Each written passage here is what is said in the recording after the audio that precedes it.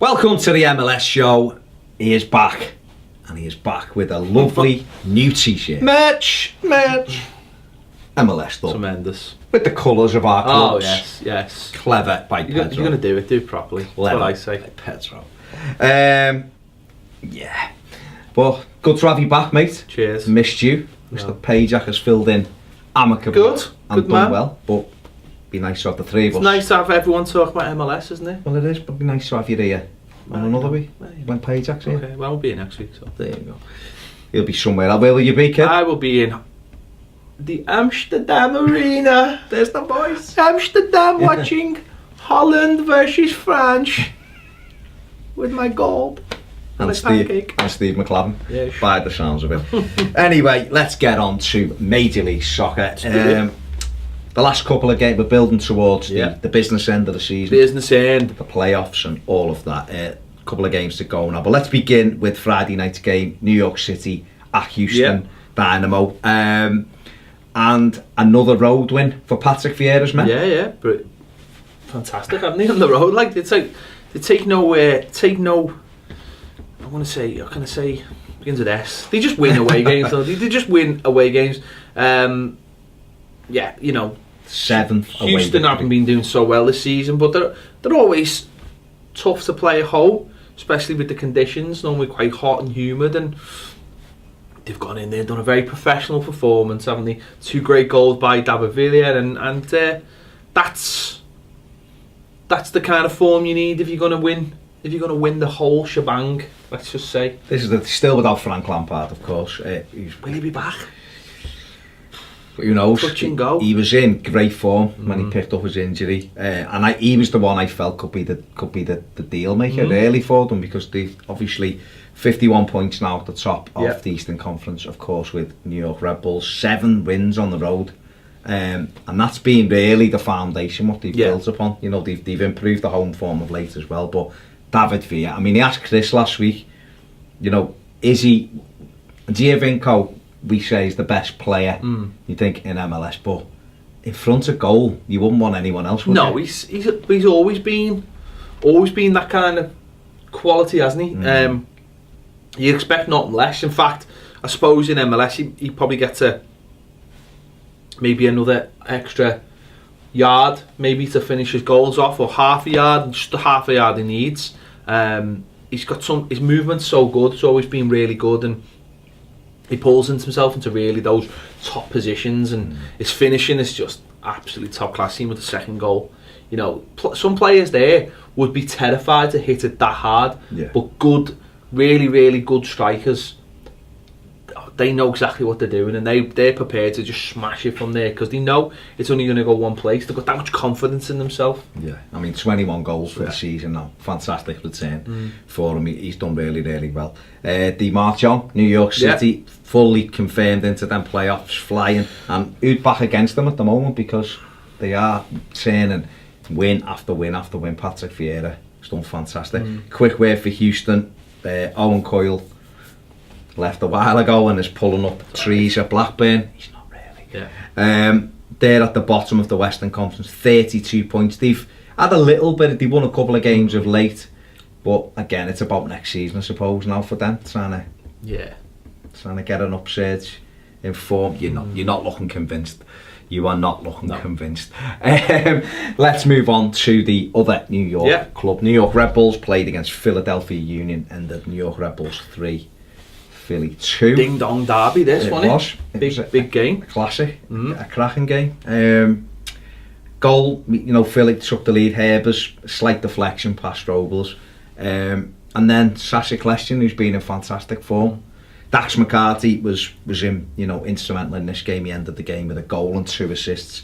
Sasha pulled it back, and then Bradley Wright Phillips joining David Villa 21, at the top of the goal scoring charts with a good goal. Just smashed it in. Massive to have a striker though, isn't it? And massive to have a striker in form at this time of year. Oh my God! I mean, those two are flying, because they've got you know, 2 goals scored, which I suppose it's like a double-edged sword, because if they get an injury or they're out of form for whatever, you know, then that's a worry. But at the moment they're flying, and they're going into those playoffs flying, and that momentum is so big, so big. The pair of them are G in each other. I remember you saying this last season when New York City was struggling, saying it's important for them to try and get that momentum, and it'll help each other up because of the rivalry.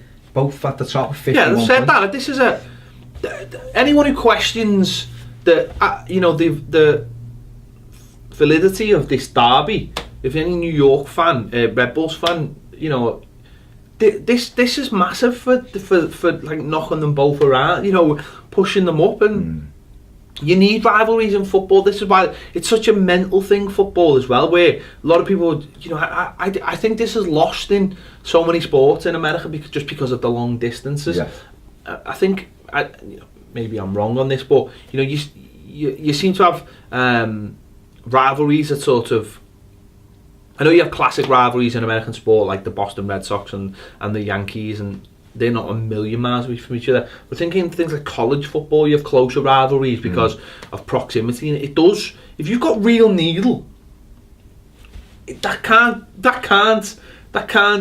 what that actually brings, the tangible thing it brings in football, you can't put your finger on. I think some teams, I think that's where almost like Galaxy struggle, is that. Yeah.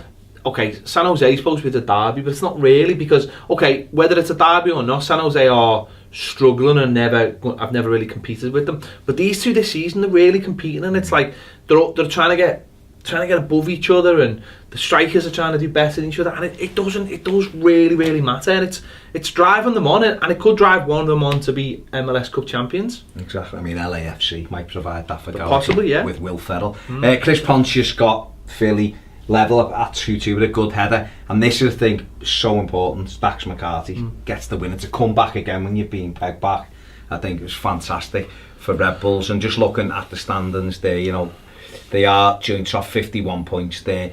Philadelphia Union, you called it a while ago, you said they'd level out, and they slipped into that situation now where on the looking at that league table, they're on the cusp. They are, aren't they? I mean, there's 2 games to play. Yeah. The Revs are just a win behind them.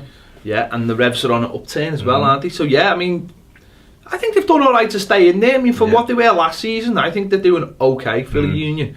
They haven't done anything revolutionary either. No. They've just settled in a little bit, a couple of plays here and there. But they're still in there, so it's going to be interesting for that. Certainly for the last couple of games. I think there's still plenty to play for. Yeah. Both New York teams are going to want to finish, above each other. You've still got Montreal. You've got lots of different bits and bobs got happening. So, here's the games. You've got Montreal at home to Toronto and away at New England Revolution. So, the Revs there, that's a big game for them, although they're not going to catch Toronto. So, they're going to be well in that. If they can win those games, they've got Chicago at home as well, New England. So you'd think that if they could get over, it's just a shame for Toronto that obviously Giovinco, I don't know when he's going to be back exactly, or whether if he does get back, whether he'll get up to speed. That's a real shame for them, because they got beat this week, and but things have started to click a little bit more for certain players at Toronto. We'll get on to that in a minute. Keep your powder dry. We were just talking about New England Revolution there. They played your side and beat them by 3 goals to 1. Sporting. Kai Kamara. Yeah. Good to see him in amongst the goals. The pitch. Not really. Not for you. Let me just say that the pitch was even worse this week with the American football markings. The soccer markings were a yellowy, and it just was very, very... Get your own ground! Very confusing. Jesus! But there was some suggestion that Kamara was offside. He wasn't. He finished it nice and calmly. And then our mate, Dom Dwyer, with levelling up for Sporting Kansas City. And the game it was quite even, really. Revs were pressing, but Sporting Kansas City kept them at bay, and then Lee Wynn has a shot, it's the post, and unfortunately it's Kevin Ellison bobbles over the line to give the Revs the go-ahead goal, shall we say. And then Kai Kamara provided for Agudelo with some good skill, and that was it. But that's that's dragged the Reds back into the mix. They've had some good wins of late. You know, we spoke about Kai Command, didn't we, a few weeks back, and saying about how they hadn't really fitted him into the team. Now maybe that's starting to sort itself out just at the right time. They've still got a outside chance of getting into the playoffs. It is gonna need 6 points. It's gonna need them to win and Philly to lose. It's an outside chance, but maybe they'd integrated Kai Kamara into side a little bit earlier into the season, then who knows what would have happened. I mean, but you know, from the flip side, Sporting, the problem with Sporting is they don't seem to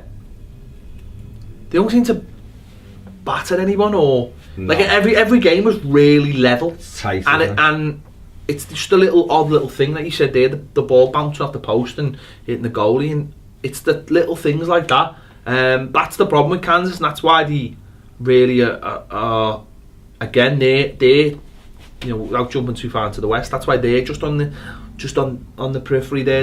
Obviously they're just above the red line at the moment, which is brilliant. Let's hope they can stay there, but that's why they haven't dominated, because every game is just too close to call, and they need to get a couple of players in that gives them that little bit of distinction, because they're a hard working side, and obviously Dom Dwyer's a goal scorer, but beyond Dom Dwyer there's not much else. I mean, Benny Feilhaber, he just doesn't, he provides, he just doesn't score enough, and it's just Namath was the one. That's what I'm saying. Namath was the one, and obviously he went to, where the hell did he go? Qatar or somewhere? You know, so he was the one who was providing that extra goal cover, and they just haven't got it now, and it's, I don't know, they're going to have to, I think in the summer they need to have a really good look again at what they're doing at Sporting. There's a lot of, don't get me wrong, it's a bright future. Obviously there's the football academy opening, and they've got the second team now, but there's talk of obviously selling players like Dom Dwyer, like Benny not getting a new contract. They've got to have a little look at it now and say, what do we want to do? Do we want to be a top side? How do we do that? Do we go out doing that by buying players, or we do that by going down the FC Dallas route because we've got this new super academy? Whichever way they want to do it, they've got to sort of make their minds up quite soon. If you look at the red line there, like you say, they're 2 points ahead, 2 games to play. Those 2 games are away at Real Salt Lake, which is a tough game. Big rivalry as well. Big rivalry. That's a real tough game. You've only lost 1 home game, I think, Real Salt Lake, and they're at home to San Jose. So they only need. You think they'd only need 1 win. Yeah, you think they'd need 1 win. I think Portland have got Colorado at home, which is a tough game, and away at Vancouver. And going away to Vancouver when you haven't won an away game. Cascadia as well. You haven't won a single away game. That's what's knocking it down. So you'd say that last year's, obviously the MLS Cup holders have got it all to do, wouldn't you, to try and force the way into that. Definitely. Moving on, Toronto against DC United. Ped, Toronto. Yeah. And Josie. Well, he got beat, didn't he? He got beat? Why he got beat? Because Josie doesn't score enough goals. That's why. He only scores 1. Stop it with your fancy one-off goals. Score like hat-tricks, tap-ins. He got 2 last week. He's been on form since you called him out. He has stepped up to the plate, scored another nice goal to put Toronto ahead. Yeah. But Lamar Nagel hit back quite quickly, and that was pivotal, I think, in this game. If you can reply quickly, silence the crowd. That's it. And his second goal, Lloyd Sam, you know, who's really, since his move from Red Bulls, I think is really coming into his own. He's settled now, and he plays a lovely little through ball. Lamar Nagel just knocks it over the keeper, and DC have had a bit of an upsurge of late as well. I mean, it's clear, there's no question about it, it's clear that Toronto are missing Giovinco, because just that extra bit. Every club would, because he's that good. But quite clearly in the playoffs. They've done great without him though. I mean, you know, done a lot better. You just wonder where they'd be if they had him. You know, would they be still top? But yeah, it's a great win for DC, and it just, well, it does it pretty much, I mean, it's not mathematically, but it pretty much cements their playoff spot as well, which is massive for them. You know, another year in the playoffs, and again, they've hit form at the right time, and you just wonder whether they can carry that into the playoffs, because they were very hit and miss. You know, they've got, I mean, you know, like I said, Lloyd Sam's made a big difference. Acosta in there now, the little playmaker's really found his form. He's doing well. Lamar Nagel has always got a goal in him. They took, going to forget his name now. They took the fella, Patrick Mullins from New York City, and he started scoring for them. So the side has got Nyarko's done quite well. They've done really, Ben Olsen has got them playing the way he wants them to play now, and that, to me, that's a really, really good win, because Toronto have been doing quite well at the BMO, so, you know, a big win for that. Although saying that they drew with Orlando last week, who've had a bit of a mare of late. But like you say, that should be it for DC United. They're two there. But, you know, you never ever know. New England still looking and hoping that one of those teams loses both games, Philly or DC.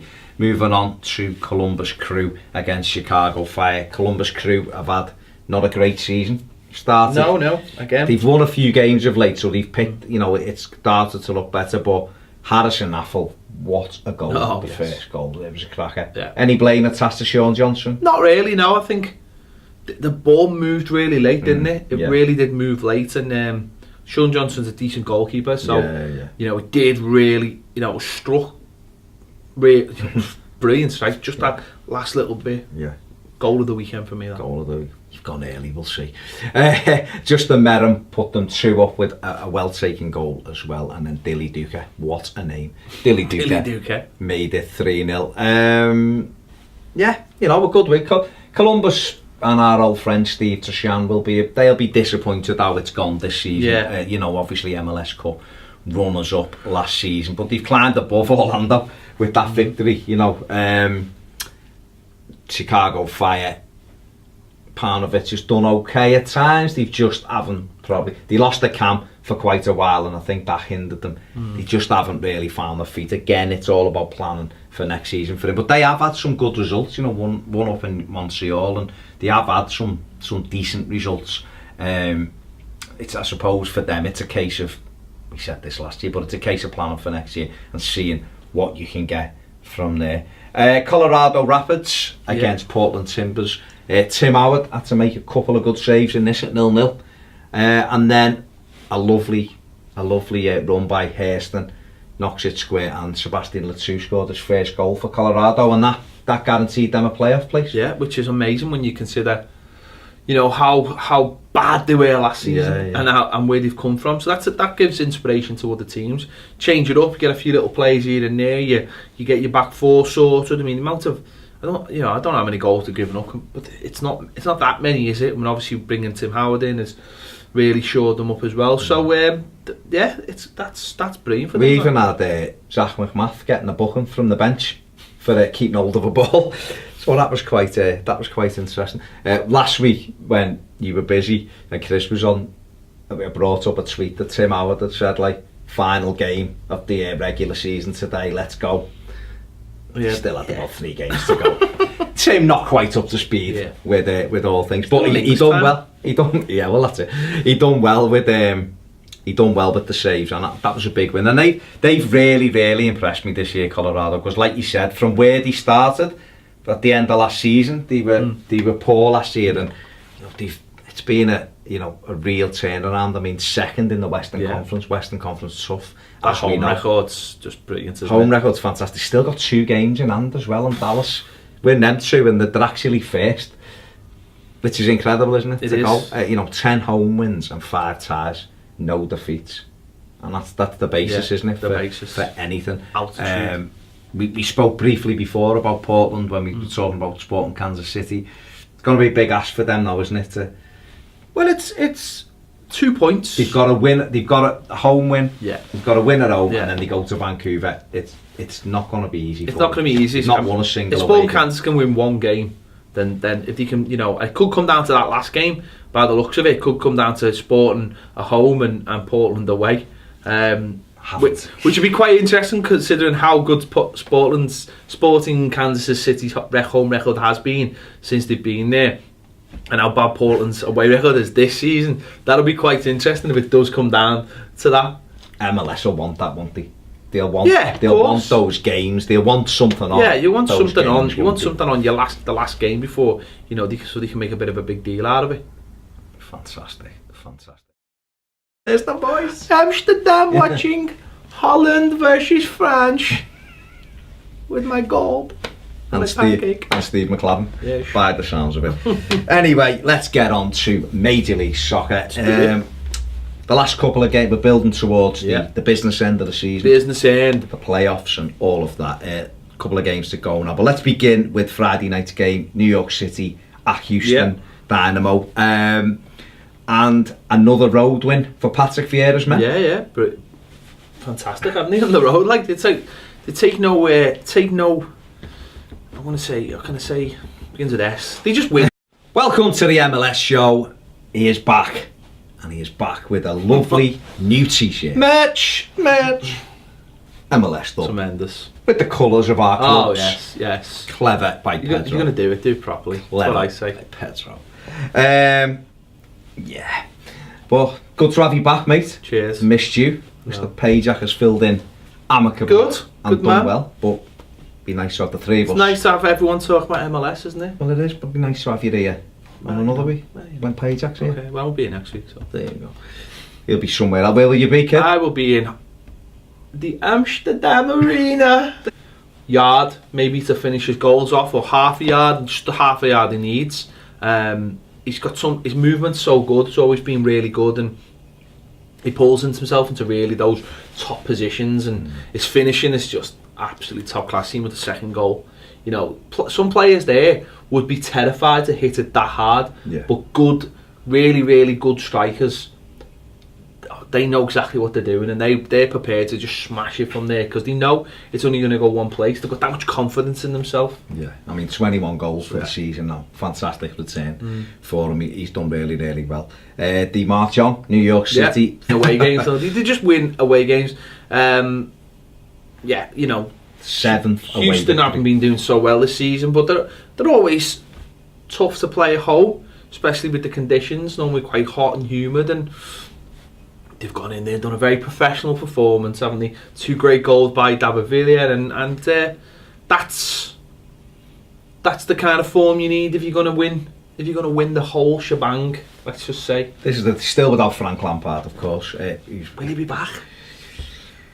Who knows? Touch and go. He was in great form when he picked up his injury, and he was the one I felt could be the deal maker really for them, because they obviously 51 points now at the top of the Eastern Conference, of course, with New York Red Bulls, 7 wins on the road, and that's been really the foundation what they've built upon. You know, they've improved the home form of late as well. But David Villa, I mean, he asked Chris last week, you know, is he Giovinco? We say is the best player, you think, in MLS, but in front of goal, you wouldn't want anyone else, would you? He's always been that kind of quality, hasn't he?